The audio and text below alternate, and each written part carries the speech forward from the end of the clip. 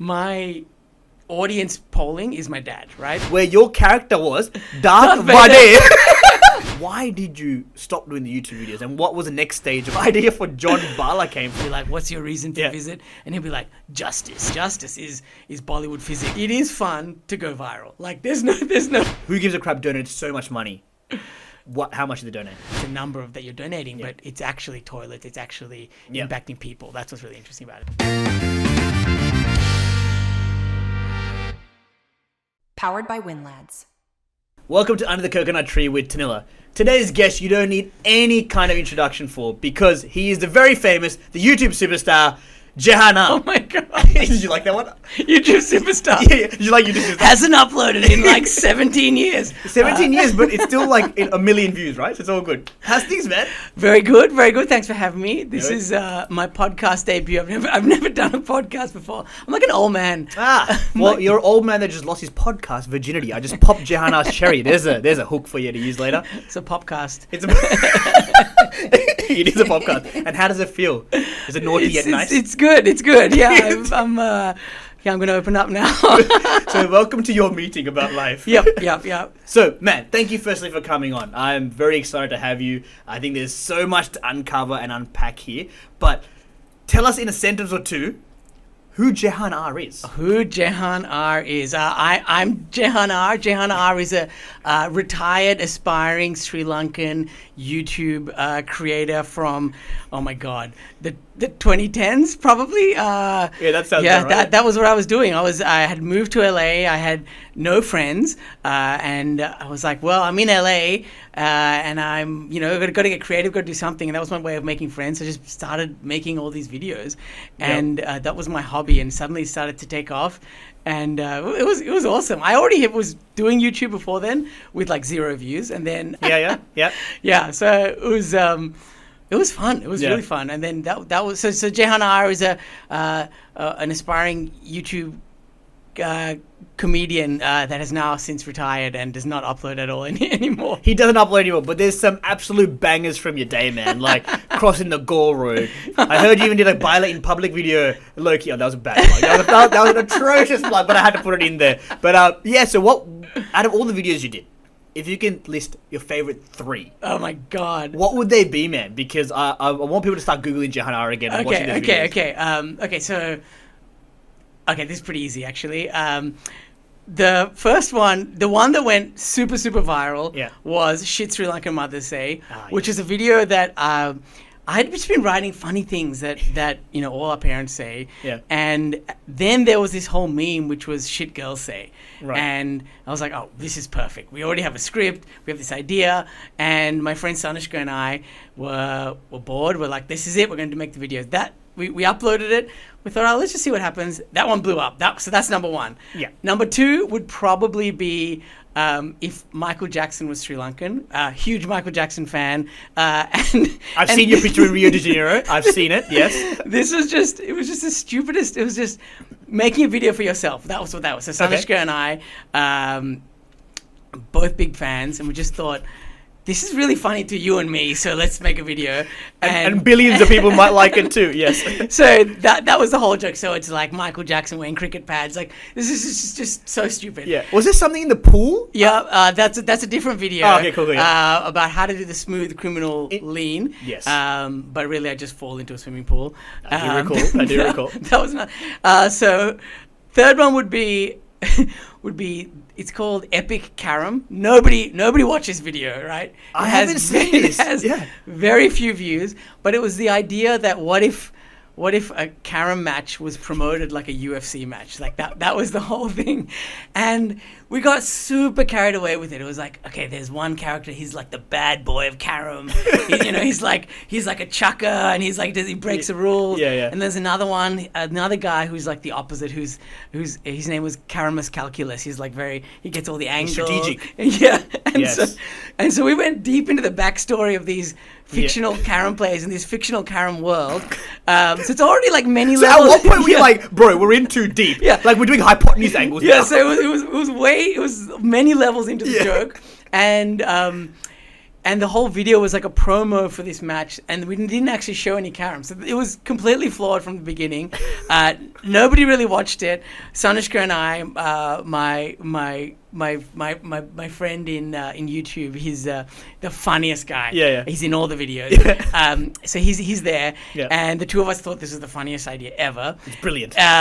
It got no views except one day, about like 6-7 years after we'd uploaded the video.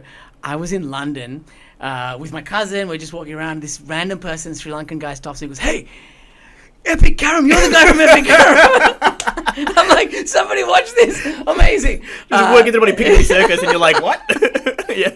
So that was, those were my top three. Shit Sri Lankan Mother Say, If Michael Jackson was Sri Lankan, and Epic Karam. All weird and wonderful takes on Sri Lanka, being, growing up Sri Lankan, and very specific niche stuff. Very niche, but I like, which was your favorite video? Was it one of those three, or did you have a different one where you just had absolute, like a ball just doing the video and no one even cares about the end result? That's a good question. Making the video, we had this one that was super fun. It was called it was like a kind of like 8 Mile like battle rap with the English guy, with DJ Nihal from BBC Radio.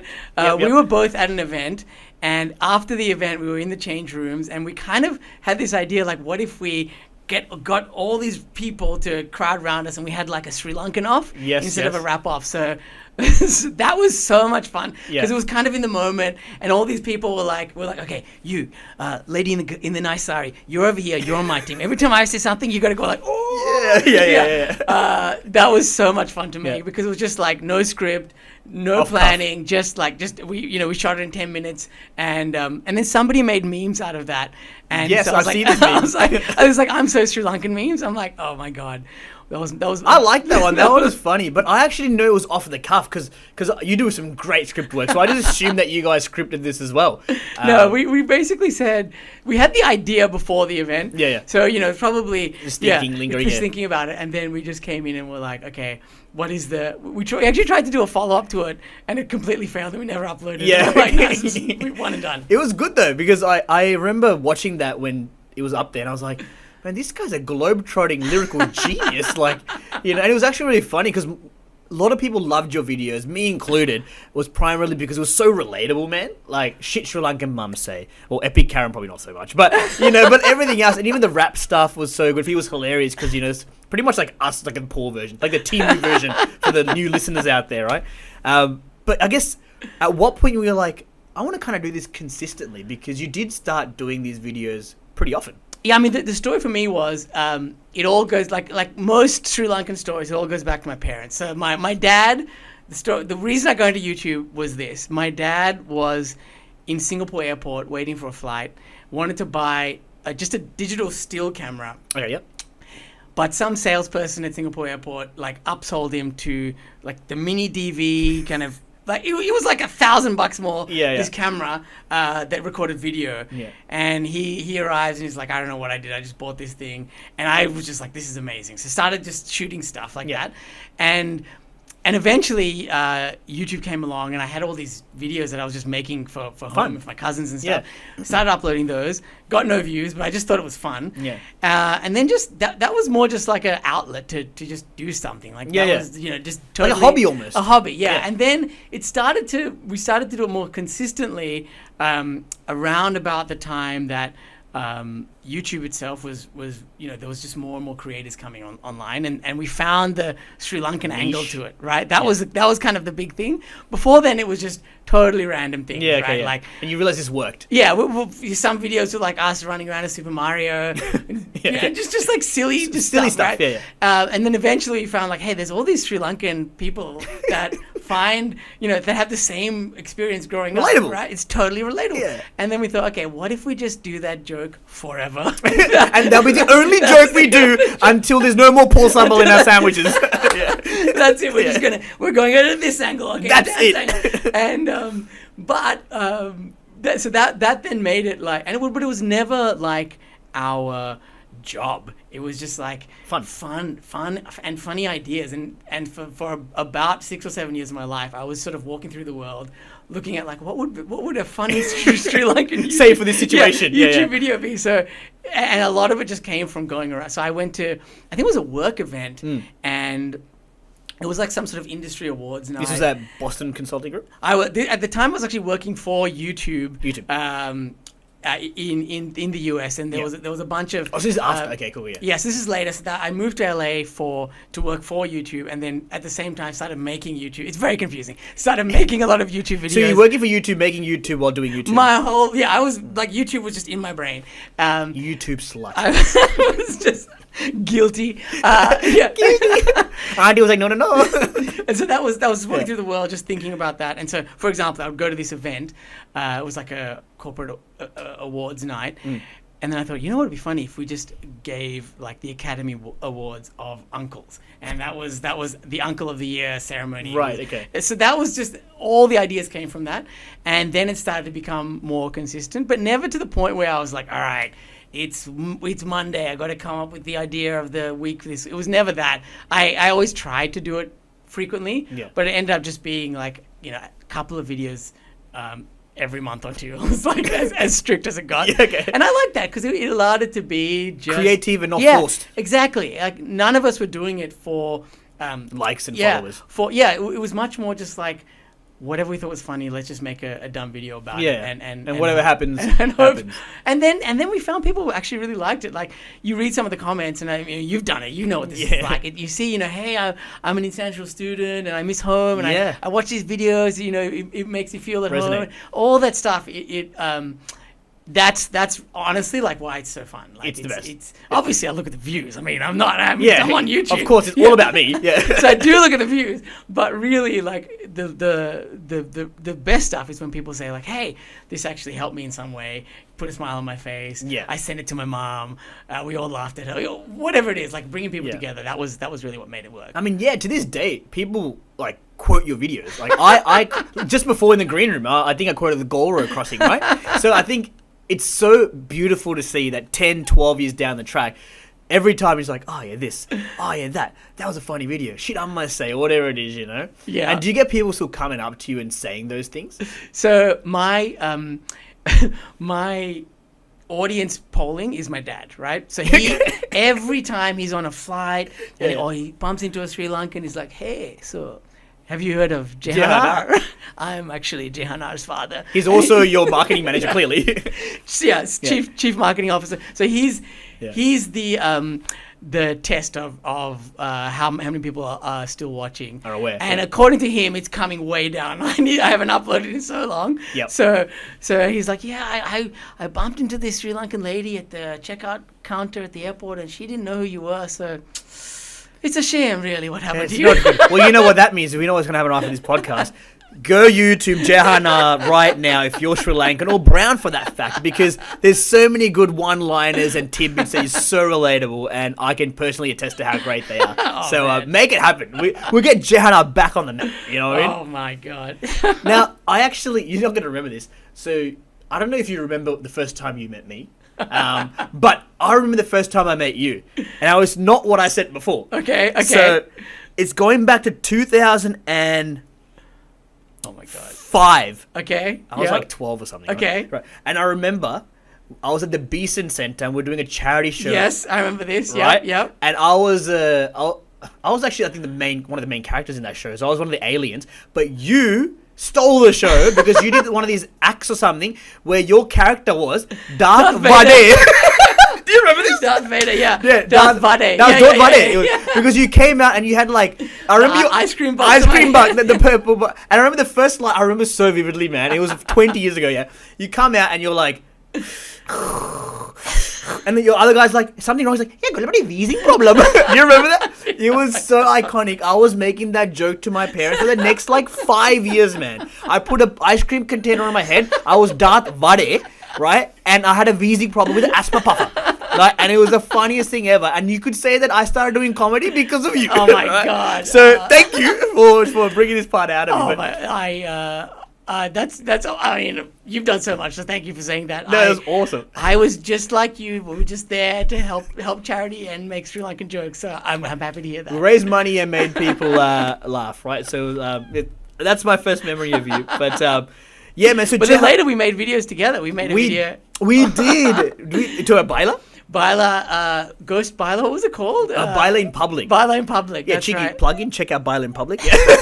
That was a good fun, man. I think you were just in the country temporarily or something, or you came to visit your parents. Yeah, so, and you're like, all right, here's the plan. We're going to go to a shopping center, and we're going to see if we can dance Bala behind people without them knowing. Oh, I don't remember this. Okay, so is that what I told you? I think that was the plan. And then it was one of those videos where, I mean, anyone that makes stuff knows, like, sometimes you have the ending and sometimes you don't have the ending. We had no ending. We had no ending. Yes, I remember. So the ending was suddenly we were like in Mortal Kombat. Like it made no sense. It made no sense, but we had really cool graphics. Do you remember that? We're throwing fish at each other. For malu for Surangani. Right. That's what it was, yeah. Yeah, just to confirm, I never had a script, so I just went off the cuff. Much like this podcast, whereas Jehan was very well organized. So there was always an end. That was good fun. But man, so much to have with Jehan R. You made Sri Lanka. I think you put Sri Lankas on the map on YouTube. Oh my god. I think no, honestly you did. And I think it's awesome because sometimes now I look back and I'm like, man, that was some funny shit, eh? And it just kind of set the tone for the next generation of like YouTubers. It's amazing. There's so many. There was no one when you started, man. I mean, that was. I mean, I think also like YouTube in Sri Lanka has blown up. Like, you know, there's so many creators in Sri Lanka, and then there's all these creators that are Sri Lankan that live outside of Sri Lanka. I think it's amazing. I just look at it, I'm like, oh my god, like I could have done so many collabs. Yeah, I know, I do. But back then we had like you and Harry, if you remember Harry. There was just three of us. It was like Shelly and Tanila, Jehan R, and Harry. And like, we have to get Jehan because he's the only one that everyone knows. Like, no one knows us. So, oh my god. Hey man, can you come on our podcast? And by everyone, we were doing like, 10,000 views in week one, kind of like. But that was a big deal then. Huge. Like, oh my god, we got a comma. We got a comma. We got a comma. We got so many more zeros than two. So I guess the next thing is, why did you stop doing the YouTube videos, and what was the next stage of progression? For me, like, honestly, like, I feel like in general, life has chapters, right? And it just felt like, okay, I think I've explored this angle enough. I think this chapter is coming to a close. For me, I mean, there are so many creators out there doing amazing stuff, especially in Sri Lankan stuff. But for me, I was just like, okay, I think I've like explored all the kind of angles here, and also just like life stuff, having kids, getting married, moving around. And I was like, I think it's time to like stop uploading videos. And I never really sort of shut the channel down or said like a goodbye video. I just stopped. Can we get you? Okay, I'm gonna put it out there, right? Can we get you to do one final video, if anything, or go back and just upload like a random video? Don't promote it. Just make a video and just release it and just see what happens. I've thought about it. There are a couple of videos that have just been sitting on my hard drive that never actually uploaded. Just catching dust. And I'm just like, should I just randomly upload it? I think you should. So yeah, it's a thought, and the channel's still there, and I still reply to all the comments. Just because it's fun. So I never think I've actually stopped. I'm just on a hiatus. On like a decade-long hiatus. Actually, speaking of next chapter of your life and getting married, I did see a proposal video. I did, and I think I have to bring this proposal video up. Yeah, on Under the Coconut Tree with Tanila, we do research. Okay, so the proposal was insane. Oh man, I'm not going to give it away. I'd love for you to share the story and how the live side of it happened too. So okay, right. Give us a rundown. So the main thing anyone out there who's thinking about proposing needs to know is I peaked way too early. Like, this is the greatest thing I've done in my marriage, and nothing shitter since then. I've just like, I set the bar way too high. You stuffed it. Rookie error. So okay, that's warning number one. But the story is, my now wife, my girlfriend at the time, we were doing a long distance relationship. I was in LA, she was in Australia, and we're trying to figure out the plan. And I was like, okay, so I'm gonna propose. And I had this idea. I was like, well, got to get some views out of this. I was gonna propose anyway. I think the marketing in you was brilliant. Yeah. And the idea was basically, let's put together all the things that she likes into one kind of big song and dance. Yeah. Okay. And literally. Literally. And so it was like her favorite artist was Beyonce, and she likes Michael Jackson, and she likes Mickey Mouse. She loves all the Disney stuff. She loves Rajnikant. Like all these favorite things, and we. The main anchor to it all was Mickey and Minnie, right? So that was the love story. So I thought, okay, here's the idea. I'm going to get a bunch of Mickey Mouse outfits, and I'm going to get a bunch of our friends, and we're going to go and ring the doorbell, and she'll open the doorbell, and there'll be a Mickey Mouse there. She'll come out, and in her driveway, we'll do this big song and dance production. But also, she thinks you're in... So she didn't think I was in the country at the time. Okay. Well, and so... she gets the doorbell. She thinks I'm in LA. She comes outside. She's like, "What is this Mickey Mouse?" Just random Mickey Mouse. Meanwhile, it was a total giveaway because Jehan J, who I know has also been on this podcast, who speaks very fondly of you. He was a camera person, and so he's there, and then a Mickey Mouse. So obviously, it's me, and then there's like all her friends are there. All the sound systems. We shut down her road, and I think 6 of us were in Mickey Mouse costumes doing this whole dance to all the different choreographed dance, fully choreographed dance by my friend Sanushka, who's also in all the YouTube videos. He's also a dance teacher, so he choreographed the whole thing. It was amazing, and the funny thing was we genuinely were all around the world at that time. So I was in LA, other people were interstate, and we were all kind of learning this dance in our living rooms, off a video. And the first time we did the dance properly was on the day for the proposal, and it all came together. And then at the end, take off the Mickey and propose. And luckily, she said yes. And that's our love story. If she said no, that would have got more views. I know. It would have gone. Say no for the views. Say no for the views. Oh, that's awesome. But yeah, it was amazing. And like, you got to have stories. You got to do stuff. You live in the moment. So that was part of it. I was like, let's just do something crazy, but definitely have not come up with anything to top that in terms of in terms of. So would you say you're happily married, Jay? Or you just downhill? Downhill from there. No. But in terms of happily married, but in terms of grand romantic gestures, have not come anywhere close. I have a solution. You want to know my solution? Bring back Jehan R and do some bloody videos, man. For the sake of all Sri Lankans out there, we want to see some more videos. Like and subscribe if you want to see Jehan do more videos. Got to make the most of it. All right, cool. So that was awesome. She said yes. You guys got married, and then did you move back to Melbourne? Yeah. So at the time. So I was there working for YouTube, making YouTube. That was my headspace. Yep. But also I was like, chapters life. I was like, I think I need to stop uploading videos. Felt like it's time to get married. It's all like becoming an adult, I guess. Yeah, it's just sometimes you just feel like, okay, I think this is the right way to go. Just to naturally. Yeah, there's just something driving you. And so she moved over to LA, and so we got married, and she moved over there, and that was the next sort of start of the next chapter, which was a few YouTube videos here and there, but like really, really winding down, and just starting something new and getting was just like enjoying some time, like just as a couple, chilling out. It was great. It was away from family. Like her family was here, my family was here. We were just kind of us like starting. We'll have to cut that part out. You literally just said it's nice to get away from our families, so we're gonna have to cut that part out. Auntie, uncle, he was just joking. No, families are amazing. Let me record. Yeah. Families are amazing. It's just like dumb. They're the best. Bloody good. That's awesome, man. So then you lived in America for a while with your new wife. And is that when the next chapter, which I want to get to, comes into place with... Who Gives a Crap? Yeah.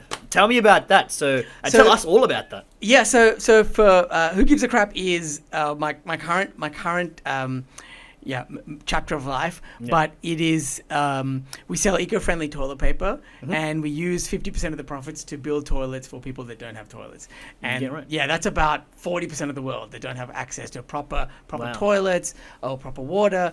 And you do the water lines, and that's all part of it. Is that how it works? Yeah, so it's because without clean water, like disease spreads, and it's pretty tragic. So, and a toilet and the associated hygiene around it has a massive difference to communities, to the rate that kids attend schools. Like, it's just one of these things that we take for granted.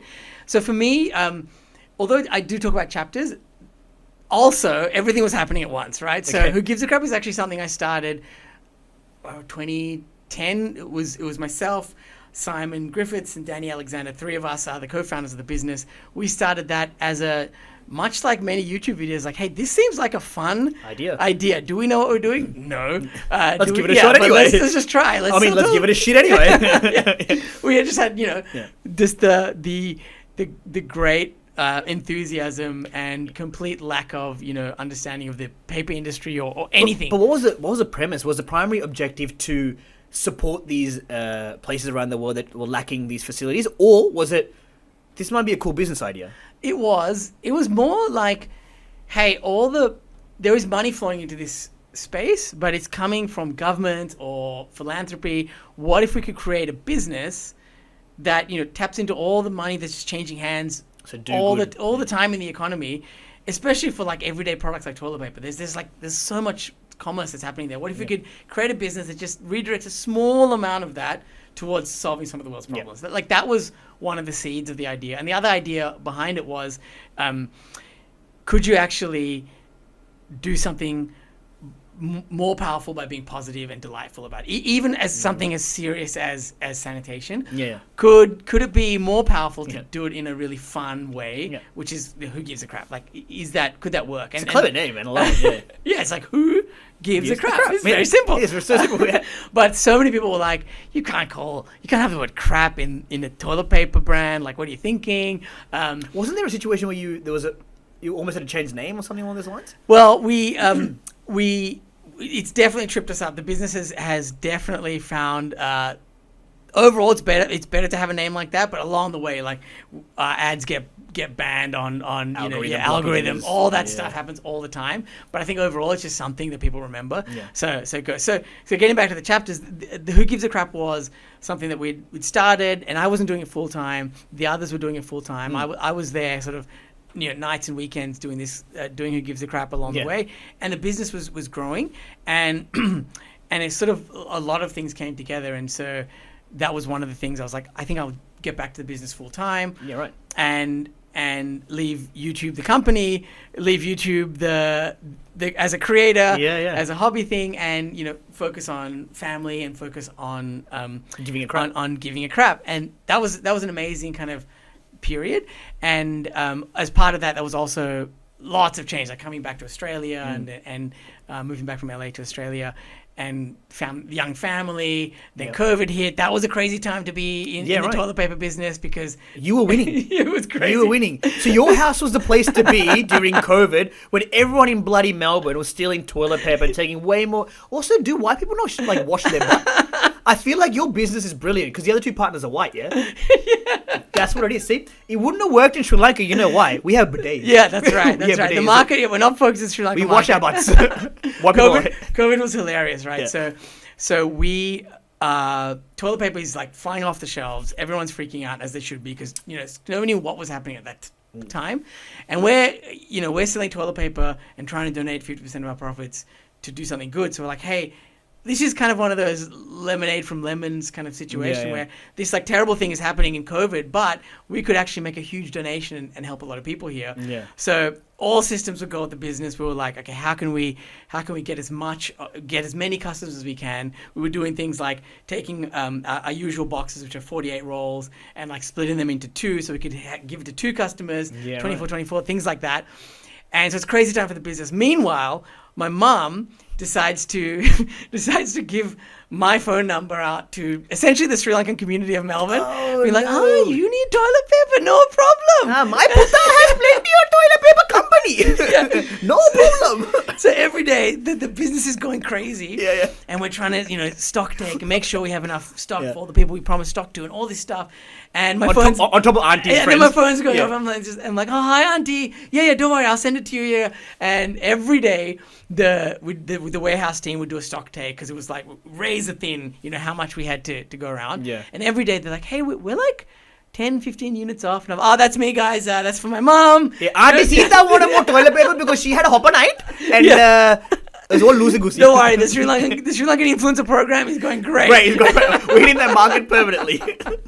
So that was the but that actually was one of the biggest donations we made that year, which is amazing. So it was one of those situations where in we were able to do something good in a crazy time. But that was that chapter. So it was moving back to Australia, starting to get full-time work at this company, working for myself, but a huge team around us, which has been so much fun.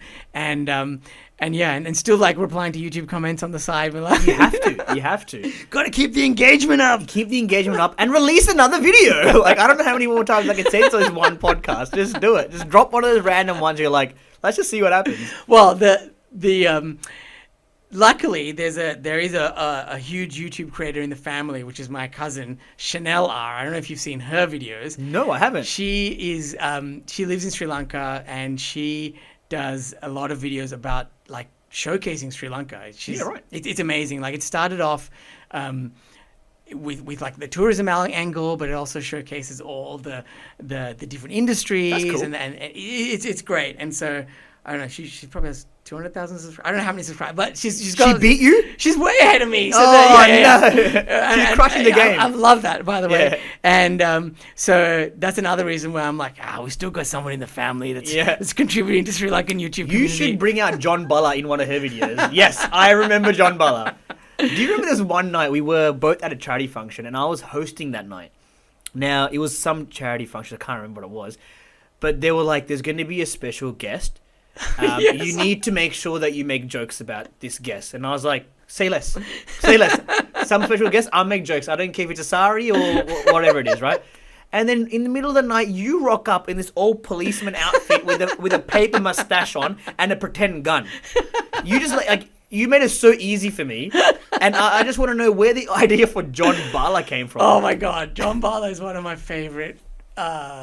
Again, like, just writing videos for yourself. Like, this is like a group of us as friends were just like, this is a funny idea. The idea was, it was around the time, it was around the time there were actually Indian students getting like bashed and like stabbed and stuff. Yeah, it was terrible. It was terrible. And then there was like this vigilante kind of, the Indian community rallied around them and were like going to train stations at night and like trying to protect their students. The C's came out in full force. Yeah, exactly. They were like, we got this. And they had the shields and everything. Yeah, and so that idea was like this amazing kind of camaraderie thing. Yeah, right. And, standing up for justice and like, it was like racism and like that was the real situation. Yeah, okay. And the idea that came out of that is like, what if it went one step further? And not only is it the Indian community in Melbourne that's protecting these poor international students, what if India sent like their most, like a cop straight out of one of those the Bollywood movies, right? It's not Bollywood, it's like Tollywood, man. Like, it's so funny. And so at the time, there were all these sort of movies where there were these badass like Indian cops, right? Yeah. And they had the mustache, they had the aviators, and they would like do all these like break stunts. the laws of physics kind of stunts, and that was the idea. It's like, what if they sent that guy to the streets of Melbourne protect the students. Yeah. Right. And so that was the idea for John Bala. That's brilliant. And so, so all the jokes were, he'd come and like the first question, he'd go to immigration and they'd be like, what's your reason to visit? And he'd be like, justice. Justice. And he's like, he breaks all the laws, especially the laws of physics and like all the Bollywood physics. That was that idea. And so at the time we were trying to promote it and get this thing off the ground. It did not get off the ground, sadly. It did okay. But you can't win them all. Yeah. But that was that night. I do remember that. That was hilarious. I was like running around. You were running around with a gun shooting people. A fake gun. Oh, in a clearly comical setting. Yes, that's true. I'm not trying to shut you down here. It was a fake gun. It was a toy. Everyone knew it was a joke. Please don't cancel Jehan R. He's the one good thing from Melbourne from Sri Lankans, okay? But no, that was hilarious. I remember. But you wore that to multiple different events. Yeah. So I saw you and I'm like, this guy. Do I talk to him as Jehan or do I refer to him as John? Like, the lines were blurred. I didn't know who I was. You didn't know what was true. Am I Sri Lankan? Am I Indian? What's happening here? Yeah, I was wondering why I was Indian, but now it all makes sense. Yeah, it was because of what was actually happening. And so that was kind of the angle on it, which was, it was a commentary on the underlying like racism that was happening here. It was so common. It was And a long time we were in uni. I remember. Yeah, it was really sad, and like people were actually like there was real violence. There was actually real stuff that was happening, and so this was just like the extension of that into like the true way to fight this injustice is Bollywood physics. That was the idea there. Yeah, and it might have worked. Who knows? Who knows? But the violence did stop. So we only have John Bala to thank and his fake toy gun. Every now and then, someone does run up to him and be like, "John Bala." No, yeah. Oh, what's actually that's a good segue. What's something recent that's happened where someone's either brought up one of your videos or one of your one-liners, and you're just like, "That is so random. Why is white person called John Smith yelling at me and saying I'm crossing the goal road?" Like, you know what I mean? Anything like that happen? There's the funniest ones are when it is super specific. Okay. Like, it's funny when people come up to you and they're like, "Ayo," and they do the lines. Yeah. Obviously that's great. Have a good chat with them. Love that. And that's always fun. But occasionally someone comes up to you with like no context. They just say like one specific, very detailed joke. And so one of them was, I think it's in a video where we're talking about those uncles that are always like talking about the obituaries and who's died, and they're reading the newspaper like, "Oh my god!" and the name was Percy Vijaypala, and it's like, "My god, Percy Vijaypala has died now," and he's like sad, and so that was the line in the video. Yeah. So I was at like a Sri Lankan shop or something, and this guy just comes up to me and goes like, "Percy Vijaypala has died." That's so good. And he's full serious. He's full serious. And then he walks out the door, and I was like, "There's nothing else. Zero context, no hello, no goodbye, just." Percy Vijaypala has died now. Ayo. Poetic. That was hilarious. I love that. That's hilarious. That's a good highlight. I like that. What were you? Were you just like, did that just happen? You just kind of like... No, it was just like, oh my god, this is like that. Just to think about what went into that. It was like, first of all, a stupid video exists that talks about this, and then this person's obviously like latched onto this one hilarious like part of this video, and then they are probably quoting it, and then we just happen to be in the same place. It was great. I love thinking about that kind of stuff. It's just all the permutations that to arrive at that specific position, right? It's wild. Man, if you had a pretty colourful life, right? So if you last 20 years you've been on stage, or you've done the YouTube, and then the Who Gives a Crap, and now a Shopify superstar too. Oh apparently. My god! Yes, I had to bring that up. Man, I swear you're crapping on my Facebook like at least 2-3 times a week, and I'm like, okay, this guy's got to go. So I don't know when this will come out, but right now, because Who Gives a Crap runs on Shopify, so Shopify asked me to be in a commercial for them, and I was like, cool, yeah, of course. Yeah, you're like a major part of our business. Would love to be a good partner. Said yes. Next thing I know, this is everywhere. It's like everywhere. Every day I get like 3 or 4 messages of someone screenshotting and being like, "Hey, saw you on the front page of my Instagram. Saw you on the front page of my YouTube." So I don't know who Shopify is targeting with this campaign, but it's clearly the Sri Lankan community of Melbourne is getting hit hard. They are. They're targeting the biggest poopers, and the Sri Lankan community is the biggest poopers. So I think they've done the marketing very, very cleverly there. Those algorithms are working a treat. Amazing. Man, so in those 15, 20 years, if you can think of like 3 things that were just like, man, I'm so glad that I took the step or took the plunge or that happened. It doesn't even have to be specific to YouTube. Just anything would just come about and you're like, that's a pretty cool moment in my life. What would they be? It's a tough question. Interesting. Well, I mean, just going on the, like, I feel like a lot of it is just, there's so much luck, right? Yeah. Like, a lot of people will share stories about what they did and how hard they worked, and all of that is true. No, I don't want to hear that. Really, there's a ton of luck, right?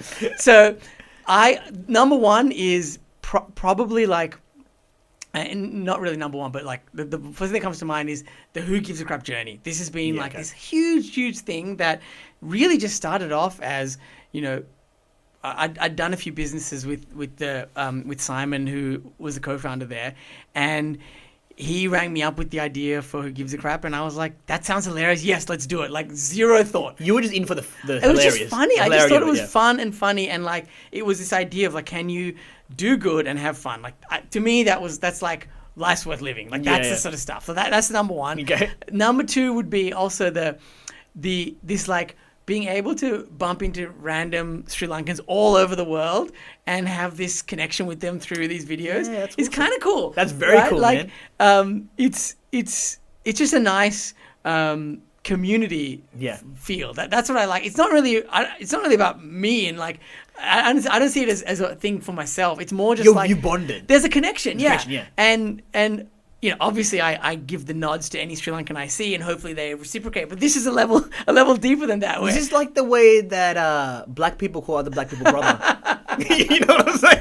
It's not as deep. It's not as cool, but like, you know, it's not as cool, but you know. But having that is fun. Like that was another video we never did, which is like just like nodding to random people just to Release see. it. Yeah, and to see like how far could I nod? Yeah, what is the nod? The brown nod acknowledgement? What is the distance I can do it? Anyway, but that has been fun because it just had all these. I got to just meet all these different communities around the world because I would. If it was a charity event and they'd ask me to come, I'd say yes, like wherever. So it was like London, the thing with Nihal, that was a charity event there, and got to meet all like, and it felt like that community of Sri Lankans over there is so similar to the community I grew up in Melbourne.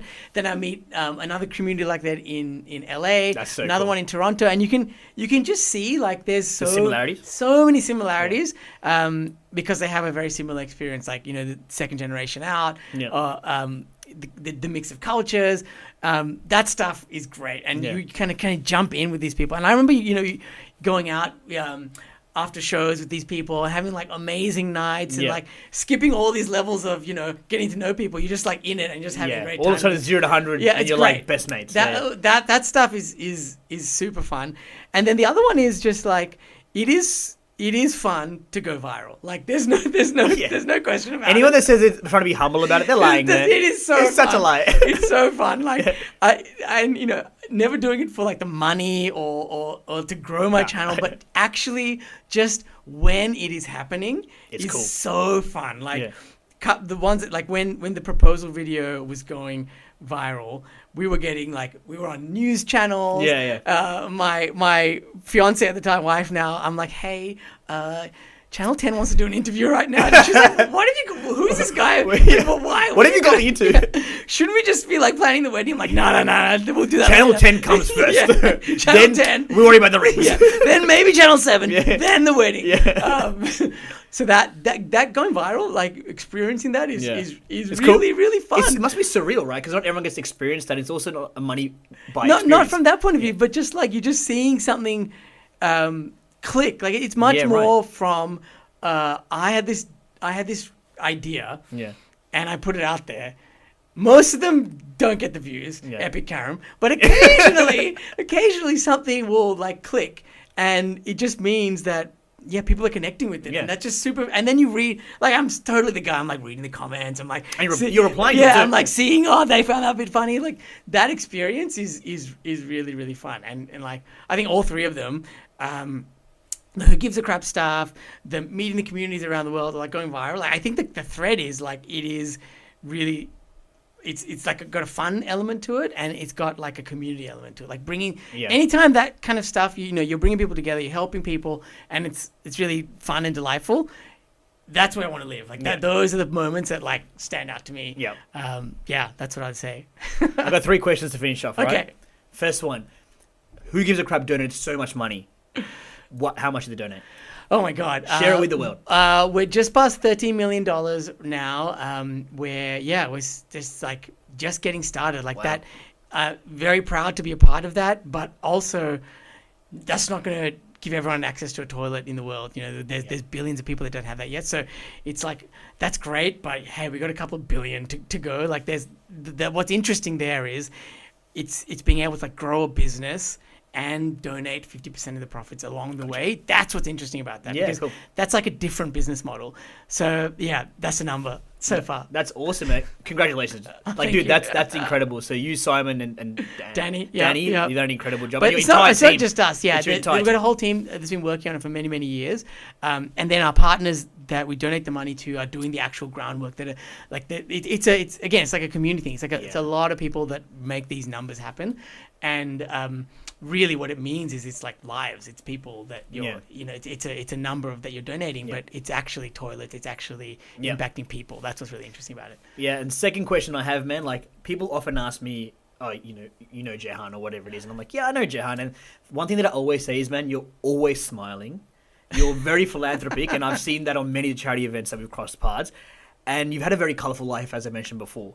If you wanted to give a bit of advice to any teenager, 13, 14, 15, 16-year-old that's kind of watching this podcast and is kind of lost or not sure, and they're just like feeling like a little bit out of place, or the black sheep. I don't know if I'm allowed to say that anymore, but brown sheep, yes, of course, the brown sheep. What bit of advice would you give them? Honestly, it's just say yes. Like, especially at that age, you have it's all upside. It's all good. Yeah. It's all, and every single thing that I've just mentioned has all come from being like, let's roll the dice. Let's see what, and the ones we're talking about today are the ones that have panned out and some, they've eventuated. That something has happened, but there's like so many that haven't. Like, I mean, just as an example, go to my YouTube channel and sort by views. There's like so many things that didn't work. Yeah. But they're all still fun. Yeah. And then even on the business side, like Who Gives a Crap is one business that we were fortunate to have found, our customers and our community there. But there's like 2 or 3 or 4, there's a number of businesses that came before that didn't work. But you don't really talk about that. And all of them require someone to be like, yeah, let's do it. Like, yes, man. Yeah. So I think that's probably the only thing that the only advice I can have is just like, when in doubt, just go for it. Basically. Say yes and give it a go. Yeah, give it a go. That's awesome. I completely agree with that, man. And last question, and I want an answer from you, man. I don't know what there's bullshit caveats, right? What will it take to get me back on YouTube? To get you back on the YouTube? What will it take? Okay. I just want to see you on the Oyage Tumbega. That's all I want, man, right? And I want to know what it will take for all of us that are kind of frothing for that moment. Oh my God, no. I need to pass the torch. I'm an old uncle now. I'm gone. You become the uncle in the video. I've become the subject. I am, at some point. Yeah. The hero becomes a villain. The YouTuber becomes the uncle. Like, it's happened. That's do a video about that. Yeah. I can't. I think what it's going to honestly take is an angle, like something different, something that is like, oh my God, that's like a really funny thing. And it would never be about like rebooting the channel. It'd just be like, I think there's a fun, stupid idea. I'm just going to chuck it up on YouTube just to see if it connects with anyone. That's the real answer. It's like an idea. That's the real answer. That you think is going to be cool. That I think would be like really, really interesting in some way. Probably about Sri Lanka. Maybe not. Who knows? Who knows? Yeah. But that's the honest answer. But until then, I shall remain an uncle in hibernation and on hiatus. Hiatus. Yeah, hiatus from YouTube. Man, Jehan, look. Thank you so much for coming on, dude. I had an absolute ball talking with you. Thank you for having me. My first podcast. How did I do? How was I? Look, I'll have to tell you later, but right now I'll give you about a 6 out of 10, which is 60%. Yes! So that's a C. That's great. It might be a C+. On the bell curve. I'm kidding, Auntie. It's actually about a 95%. I gave him a high distinction, okay? It's a good. What happened to the other 5%? My God. I don't know. The parents in Australia have been worrying about the 0.05 for decades. They don't know where it went. They don't know. It doesn't make sense. But man, it was been so much fun. Extremely nostalgic as well, bumping into you and having a chat about everything.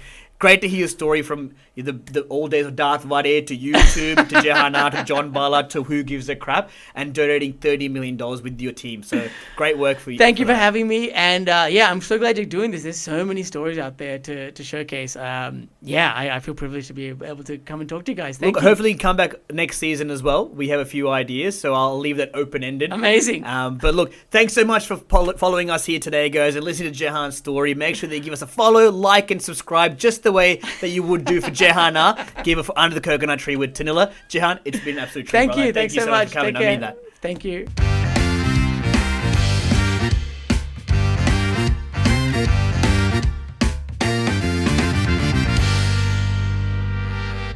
Powered by WinLads.